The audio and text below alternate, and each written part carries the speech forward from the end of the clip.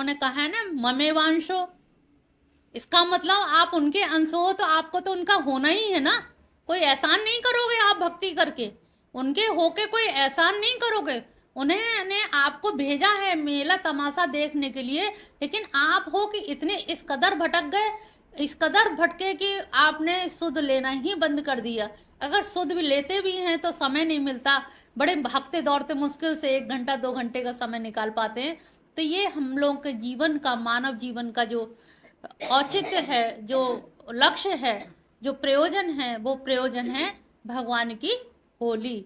जैसे मीराबाई होली, मीराबाई की तरह से ही हमें उनका होना है। तो अब ये गीता से बाहर कहाँ है होली? नहीं है ना, गीता में ही है। होली का मतलब गीता में ही कर्म योग भी है, ज्ञान योग भी है, और भक्ति योग तो चरम परिणति है ही है, अंतिम परिणति है ही है। और अंतिम परिणति का लक्ष्य आपने देखा होगा, 14वें अध्याय हमारा चल रहा था, और 14वें अध्याय में इतना अधिक व्याख्या की, और इतने व्याख्याओं के बाद में हम विराट स्वरूप से लेकर के देखते आ रहे हैं, 11वें अध्याय से देखते देखते 13वें अध्याय, 14वें अध्याय, सारे अध्यायों में अंत में हमें ये लगता है कि लास्ट में उन्होंने हर आपके अपराध को, आपकी जिज्ञासा, आपकी कौतूहल, आपकी उत्सुकता, आपकी हर चीज का समाधान अव्यभिचारिणी भक्ति से कर दिया है। अव्यभिचारिणी यानी कि हमें व्यभिचार, चरित्रहीन नहीं होना है। अगर हम आपसे कहें बड़े चरित्रहीन हो, तुम कहोगे अरे हम तो शिव जी की पूजा कर रहे हैं, इसमें चरित्रहीन क्या? उन्होंने कहा नहीं, तुम अगर कृष्ण की शरण में जाने की सोच ली है और जाना है और तुम्हें पता है, तो तुम वास्तव में चरित्रहीन हो। व्यभिचारिणी भक्ति फलीभूत तो होगी, लेकिन लौकिक संसाधन मिलेंगे, लौकिक ऐश्वर्य मिल जाएगा, धन मिल जाएगा, वैभव मिल जाएगा, लेकिन आपका कल्याण नहीं होगा। आपको अपने कल्याण के लिए तो अव्यभिचारिणी भक्ति करनी ही पड़ेगी। 14वें अध्याय में भी भगवान ने जब बताने लगे सब कुछ, उनको इतना सब विस्तार से बताया, फिर कहा कि माम चा यो अव्यभिचारिणी भक्ति योगेन सेवते, कि इन सारी जो तीनों गुणों से अतीत होना बहुत कठिन है, हो भी नहीं सकता। बड़े बड़े ज्ञानी होने की चेष्टा करते हैं, फिर भी नहीं हो पाते हैं, लेकिन मेरी अव्यभिचारिणी भक्ति के सहारा जो लेगा वो उससे पार हो जाएगा। उसके लिए गुणातीत होना। नेस्त्र गुण ने भवा अर्जुन, क्या कहा है अर्जुन से?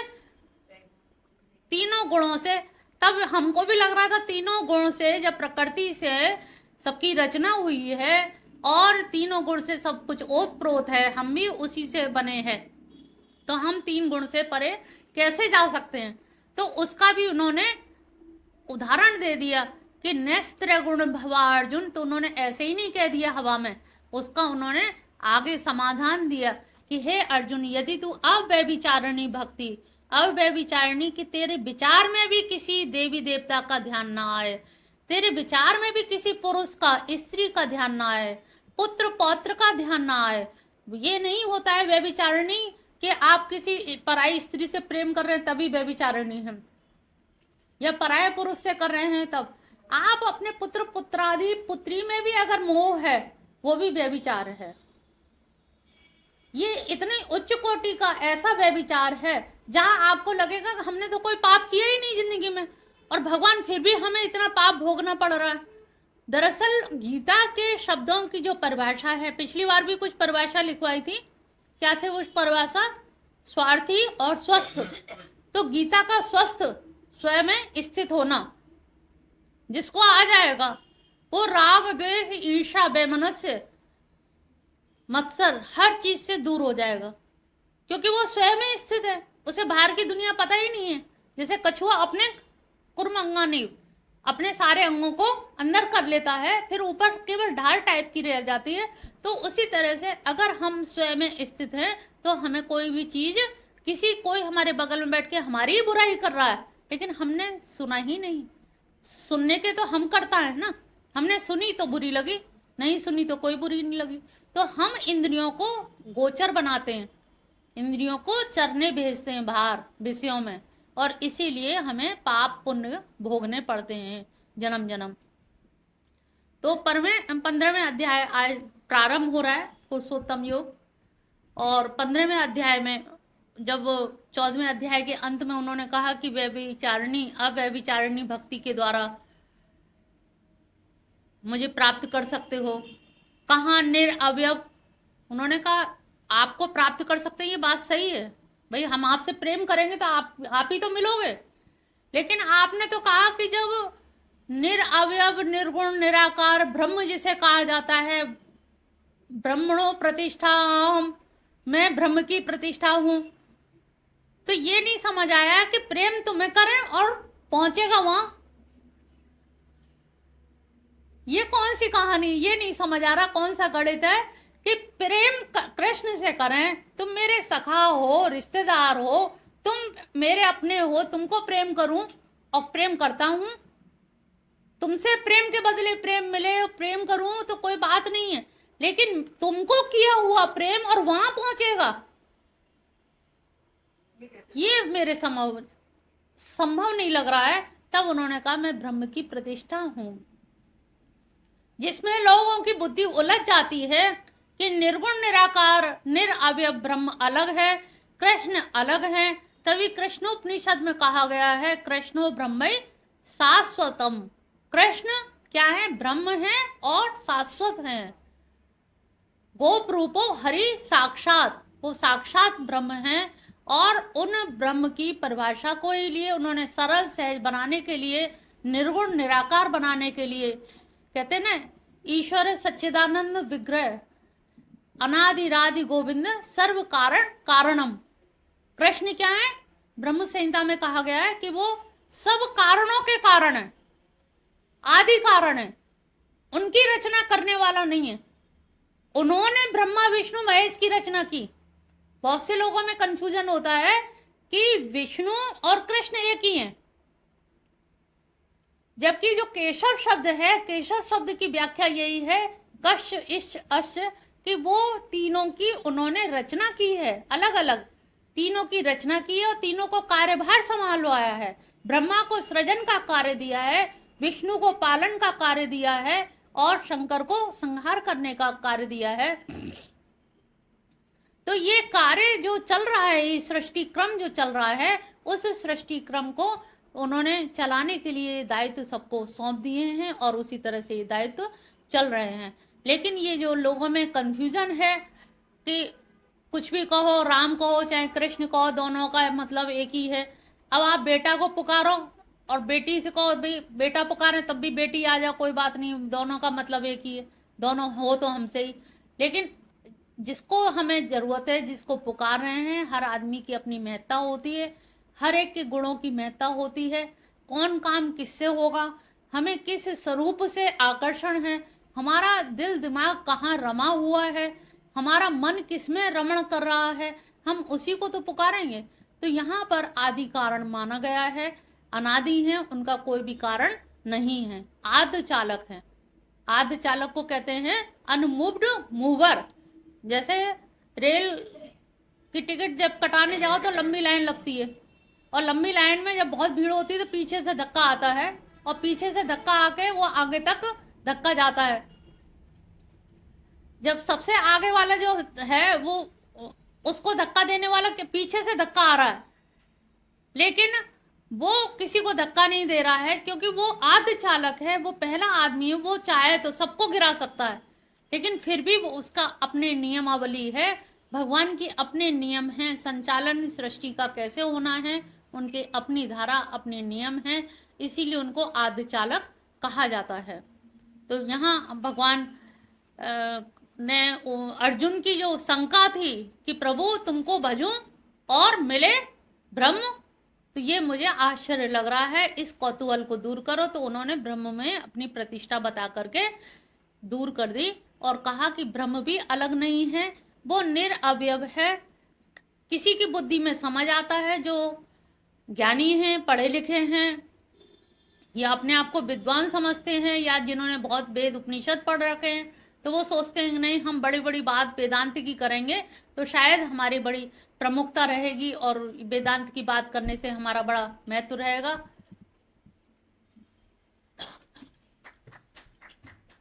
लेकिन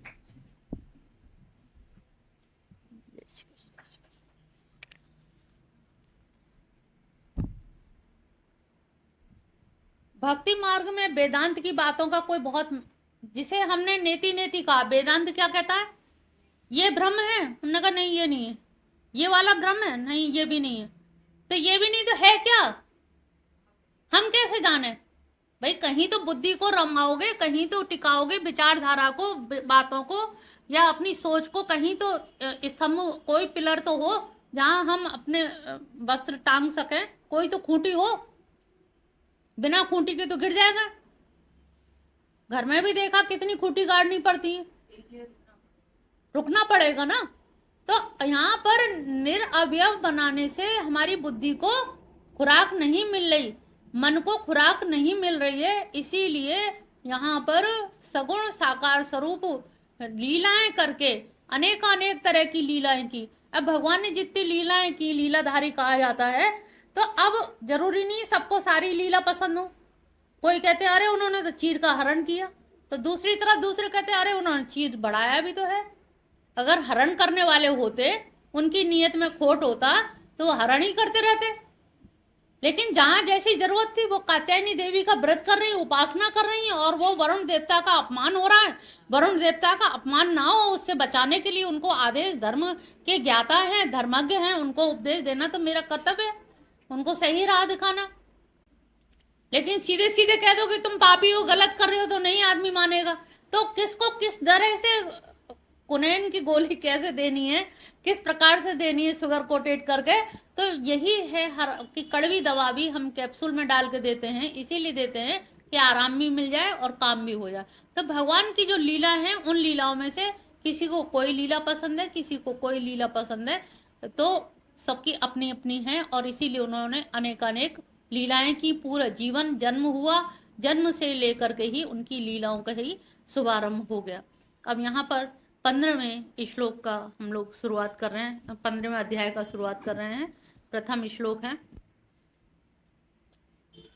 ऊर्ध्वमूलम् अधः शाख अश्वत्थं प्राहुरव्ययम् छन्दांसि यस्य पर्णानि यस्तं वेद स वेदवित्। अब यहाँ पर उन्होंने कहा कि ये जो संसार तुम्हें नीचे दिख रहा है ना, दरअसल इसकी बागडोर ऊपर है, इसकी जड़ ऊपर है।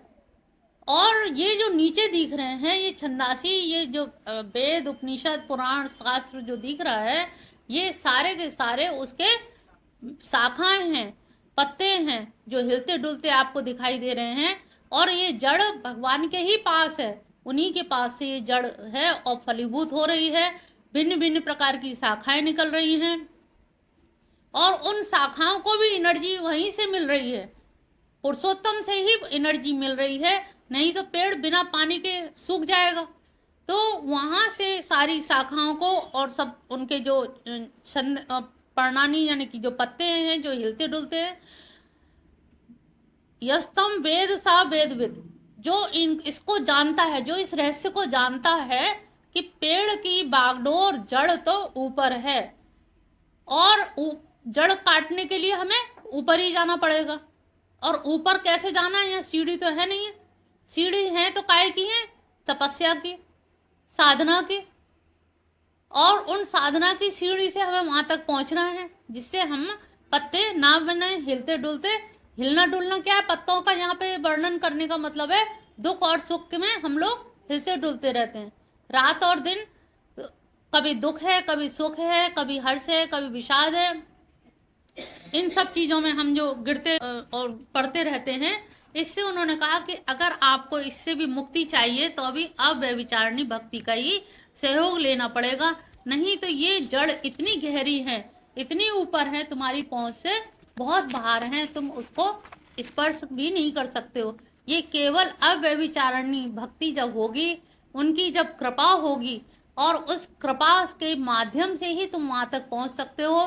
क्योंकि ज्ञानी जब पहुंचता है, चलता है, वो अहम वृत्ति के द्वारा चलता है, अहम को लेकर के चलता है कि मैंने यम नियम आसन प्राणायाम प्रत्याहार ध्यान धारणा समाधि, समाधि में भी विचारानुगत समाधि, वितर्कानुगत समाधि, आनंदानुगत समाधि, अस्मितानुगत समाधि लगा ली, निर्विकल्प लगा ली, सविकल्प लगा ली, तो उसके अंदर अब तो मुझे दर्शन हो ही जाने चाहिए, अब तो मुझे वो वृक्ष की जड़ काट लेनी ही चाहिए।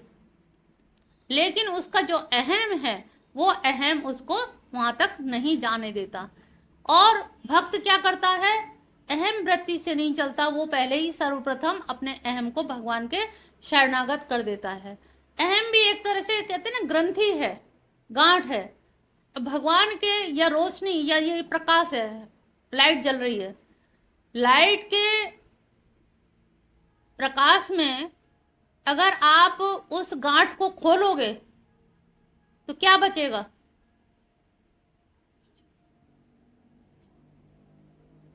तो कहाँ है एम? गांठ खुल गई, अंधेरे में थे तो गुत्थी बनती जा रही थी, ऊन के गोले की उलझते उलझते गुत्थी बन गई, इतनी वो गुत्थी की समझ ही नहीं आ रहा था, इसमें तो लग रहा बरसों लग जाएंगी खोलने में। लेकिन जैसे ही रोशनी पड़ी, प्रकाश पड़ा, सारी सुविधाएं हमें मिली, सत्संग मिला, बताने वाले मिले कि इसको ऐसे निकालो, इसको ऐसे निकालो, इस तरह से, तो जब हम गांठ खोलने लगे, सुलझ कहाँ गई? गांठ ही नहीं रह गई, गांठ सुलझ क्या गई? गांठ का एग्जिस्टेंस ही खत्म हो गया, गांठ का अस्तित्व ही समाप्त हो गया। गांठ थी नहीं, गांठ बनी बनाई थी, हमने मानी हुई थी, बना ली थी। कहते ना जानना और मानना, तो जानते तो हैं कि ग्रंथि नहीं है, लेकिन मान लेते हैं कि अरे बड़े दुख हैं, बड़ी ग्रंथि है, लेकिन कहीं कुछ नहीं है। कैसे होगा? जब ग्रंथि को सुलझा लोगे, जब उस पर चिंतन मनन कर लोगे, जब पूरी तरह से सुलझा लोगे, खोल लोगे, तब तुम्हें लगेगा हाँ कुछ भी नहीं है, ये केवल हमारा भ्रम था। फिर उसे हम क्या कहेंगे? मिथ्या थी।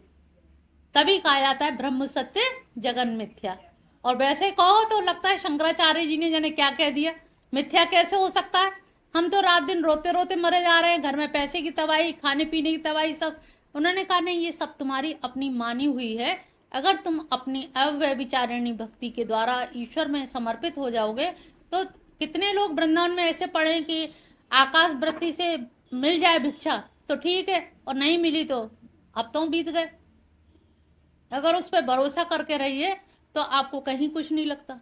तो यहाँ पर भी यही उन्होंने कहा है कि जो ग्रंथि को खोल लेता है तो हमेशा के लिए वो मुक्त हो जाता है, और उसके लिए हम भक्त बन के अव्यभिचारिणी भक्ति के द्वारा जाएं तो उसमें हमें सुलभता ज़्यादा रहती है, बजाय अहंकार के या अहम वृत्ति के या ज्ञान योग से। तो ज्ञानियों का पतन इसीलिए बार बार हो जाता है। और एक तो सबसे बड़ी चीज क्या होती है, जो ज्ञानी होता है वो साधना एकांत में करेगा, अपने खेत पे करेगा, ट्यूबवेल पे करेगा, एकांत में करेगा। अब उससे कोई गलती भी हो रही तो कोई बताने वाला नहीं है, और वो किसी को बताएगा नहीं कि लोग कहेंगे अरे तुम अभी तक यहीं पड़े हो, हम तो सोच रहे तुम बहुत ज्ञानी हो गए, बहुत आगे पहुंच गए होगे। लेकिन उन्होंने कही क्या बताएं, एक ये चीज हमने ऐसी समझ ली और ऐसे समझ के उसी को समझे ही चले जा रहे हैं। सत्संग क्यों किया जाता है? सत्संग में गांठें खुलती हैं, सत्संग में खुद को नापा जाता है, मापदंड पे खरा उतारा जाता है कि जो फुटा लगा है, जो इंच टेप है, उस पर हम कहीं बैठ पा रहे हैं कि नहीं, हम कहीं खड़े हो पा रहे हैं कि नहीं।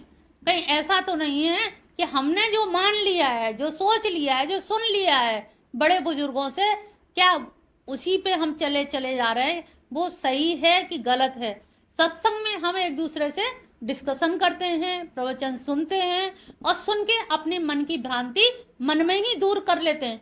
उसमें क्या है, ना तो हमारा अहम टकराता है, ना हमें लज्जा आती है, और ना हमें, और किसी विवेकी जन से पूछ लेने में लज्जा की भी बात नहीं है, क्योंकि ग्रंथि तो हर कोई लेके पैदा हुआ है। किसकी ग्रंथि कहाँ पर है, किस जगह पर है, बस इतना ही अंतर है। तो पूछ लेने से, सत्संग करने से, विवेकी जनों के संग बैठने उठने से बहुत सारी चीजें स्पष्ट हो जाती हैं, और स्पष्ट होने से क्या है, हमारी आध्यात्मिक उन्नति अग्रसर होने लगती है। जहां हम अटके थे तो पता लगा अटकन में ही एक जीवन बीत गया कि हम क्यों पूछे, हम तो सही हैं, बस ठीक कर रहे हैं। तो सत्संग से फर्क पड़ता है, अंतर आता है, बहुत सारी चीज़ों का समाधान हो जाता है और अपने मन के जो विकार हैं वो भी दूर हो जाते हैं। सत्संगियों के बीच में बैठने से उनके जो अणु परमाणु हैं उनका भी, कोई एक बहुत बड़ा भक्त है, एक कम कर रहा है, तो ज़्यादा वाले का असर कहीं ना कहीं उस पर, उसकी रेजें टकराती हैं, तो उसकी चित्त, कहते ना, उनके आश्रम में गए, संत के पास बैठे, एकदम चित्त एकदम निर्मल हो गया, एकदम बड़ी शांति सी मिल गई। शांति दी भी नहीं उन्होंने, लेकिन मिल भी गई। तो ये कारण क्या है कि हमें सत्संग का इसीलिए उपयोगिता दिखाई देती है कि ये आवश्यक है और होते रहना चाहिए। दूसरा श्लोक है, सब स्वर वाचन करेंगे। अधश्चोर्ध्व प्रशस्ता तस्य शाखा गुण प्रबद्धा विषय प्रवालम अधश्च मूलानि अनुसन्तानि कर्मानुबन्धानि मनुष्यलोके। अब संसार में जितने गुणों से, गुण प्रवर्धा, अब गुणों से बढ़ी हुई विषय प्रवाला, प्रवाला माने कोपल शाखाएं हैं, शाखाएं जो बढ़ी हुई हैं, शाखाएं काय से बढ़ी हैं, गुणों की वजह से। 3 गुण जो हैं, तो हमारे वृत्ति मन जो होता है गुणों की वजह से तो होता है। तो विषय, हम ये ले लें, हम ये खा लें, हम ये कर लें, तो विषय प्रवाला यानी कि विषयों के कोपलें बढ़ती हैं। किससे? गुणों के कारण। जिस गुण की प्रधानता होगी उसी विषय की कोपल बढ़ेगी, और कोपल बढ़ेगी तो वो कोपल तो नहीं रहेगी, बढ़ेगी और आगे जाएगी, डंडी भी बनेगी। तो विषय की कोपल की शाखाएं नीचे की ओर सर्वत्र फैली हुई हैं। मनुष्य लोक के कर्मानुबंधन है, और जो मनुष्य लोक है इसमें कर्मों का बंधन बांधने वाली वासना रूपी जड़ें भी नीचे और ऊपर, अधश्च ऊर्ध्व प्रसृता शाखा, सब जगह चारों तरफ मनुष्य लोक में। हम कहते हैं ना, क्या करें, जी का जंजाल है, इसे छोड़ें तो वो रिश्ता, ये रिश्ता, इतना, तो पूरी चारों तरफ से क्या है, हम अपने आप को घिरा हुआ पाते हैं। जैसे पेड़ के चारों तरफ लकड़ी का जाल बना दिया जाता है कि बकरी ना चढ़ जाए, उसकी सुरक्षा के लिए करते हैं, और हम लोग क्या करते हैं, उसमें घिरने के लिए खड़े हो जाते हैं कि इससे हम बाहर ना निकल पाए। तो उन्होंने कहा जो ऊपर शाखाएं हैं तो उसकी जो कोपलें गुण के अनुसार, अब कोपल कैसे बढ़ रही है, पानी तो दे नहीं रहे, तो जो गुण है उसमें गुण के अनुसार विषय और विषय की कोपल बढ़ती चली जा रही हैं। और मनुष्य लोक में क्या है, कर्मानुबंधन, जो भी है हमारे जन्म क्या होता है, ऋणानुबंधन, कर्मानुबंधन। कहते हैं ना, कभी कभी पुत्र भी, दुश्मन भी पुत्र बन के आ जाता है, कभी कभी कोई घर का मालिक भी सर्प बन के आ जाता है, जहां धन का ढेर लगा हुआ है, पैसे बता नहीं पाए और मरते समय उनको उसका ध्यान रहा और वो वहीं आ गए। तो ये क्या है, कर्मानुबंधन, गुणानुबंधन, ऋणानुबंधन। तो ये मनुष्य लोक में हमारे जो भी चीजें चल रही हैं, व्यवहार जगत, ये सब के सब कर्मानुबंधन से चल रही हैं, ऋणानुबंधन से चल रही हैं। तो हमारे जो अर्ध नीचे की तरफ जो शाखाएं जा रही हैं, तो नीचे की शाखा में क्या होता है, जैसे बहुत नीचे हो गए और कोपल बड़ी अच्छी, तो पता लगा हमें आकर्षण नीचे की तरफ ज्यादा हो गया। और नीचे की तरफ आकर्षण होने से क्या है, तुमने देखा तुम्हारा आकर्षण कहाँ होता है, अधोगामी है ना, मन की वृत्ति क्या है, नीचे है ना। तो यहाँ पर नीचे की तरफ ही जोड़ दिया कि तुम लोग जाते नीचे की तरफ ही हो, शाखा ऊपर है लेकिन तुम्हारी जो विषय की कोपल है वो नीचे ही जाती हैं। नीचे उन्हें क्या लग रहा है, पृथ्वी तो पास में ही है और यहाँ पे भी हरी हरी घास है, तो वहां तुम्हें समूह दिखाई देता है। ऊपर तो डंडी डंडी है, पेड़ की शाखा ही शाखा है, और नीचे क्या है, कोपले, प्रसून भी प्रस्फुटित हो रहे हैं, तो नीचे सुगंध भी है। तो आपका मन जो है अधोगामी इसीलिए है क्योंकि नीचे आकर्षण ज्यादा है, और जो नीचे के आकर्षण में लिप्त हो जाता है वो व्यक्ति फिर निम्न कोटि की योनियों में जन्म लेता है। कुकर सूकर भी बनता है, क्योंकि उसका ध्यान जो है वो नीचे के कोपलों में है, और नीचे की कोपल में जन्म होने की वजह से उसका वासनाएं भी वैसी वासनाएं होती हैं, और उसी वासना के हिसाब से उसका मृत्यु होती है। मृत्यु के साथ जो वासना लेके मरता है उसी वासना के अनुरूप उसको जन्म भी मिलता है, क्योंकि वासनाओं की पूर्ति जरूर होती है। कहते हैं ना, संकल्प पूर्ण होते हैं, कर्म फलदायी जरूर रहते हैं, ये ध्यान रखना, और विचार भी फलदायी होते हैं। कभी मत सोचना हमने किसी का बुरा नहीं किया, मन में ही तो सोचा था। तो विचार भी फलदायी होते हैं और कर्म भी फलदायी होते हैं। पूर्ण कर्म है तो पूर्ण मिलेगा, और बुरे कर्म है तो बुरा होगा, लेकिन फलदायी होते जरूर है। कोई कर्म गणित में ऐसा नहीं है कि आपने किया और उसको 0 सन्नाटा कर दिया। भगवान के विधान की गणित ऐसी है, जो तुमने किया है वो फलदायी होके रहेगा। कब होगा, किस जन्म में होगा, कितने बज के कितने मिनट पे होगा, God knows, I don't know. तो ये निश्चित माने कि ये नियम है, फॉर्मूला है, तो ये है, इसमें हम कोई हेराफेरी नहीं कर सकते। हेराफेरी क्या कर सकते हैं? विचारों में सद्बुद्धि, सद्विचार, परोपकार, दूसरों के लिए हित चिंतन, दूसरों के लिए अच्छे विचार, परहित, सरिस धर्म नहीं भाई।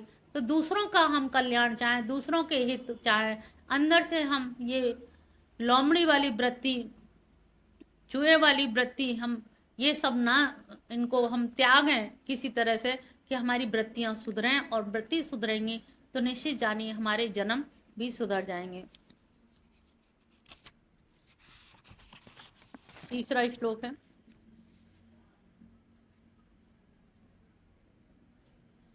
न रूपमस्य तथोपलभ्यते नान्तो न चादिन सप्रतिष्ठा अश्वत्थमेनं सविमूढमूल मसंग शस्त्रेण द्रणेन छित्त्वा। न रूपम रूपमस्य एह तथो उपलब्धते, ऐसा हमें कोई रूप तो नहीं दिखाई देता है। और रूप कैसे दिखाई देगा जिसकी जड़ इतनी ऊपर है? तभी तो हम कहते हैं ना, उसकी हम व्याख्या नहीं कर पा रहे, ना संसार को कोई समझ पा रहा, ना भगवान को समझ पा रहा, क्योंकि सब सामने हाथ पे हथेली पे रखी चीज हो तो समझ दें, व्याख्या कर दें उसकी। तो वो ऐसी इसकी जड़ ऊपर है जिनकी हम व्याख्या नहीं कर पाते। नाम तो न चादि न संप्रतिष्ठा। अब इसका ना तो अंत है और ना आदि है और ना ही संप्रतिष्ठा है, कि है आदि भी नहीं है अंत भी नहीं।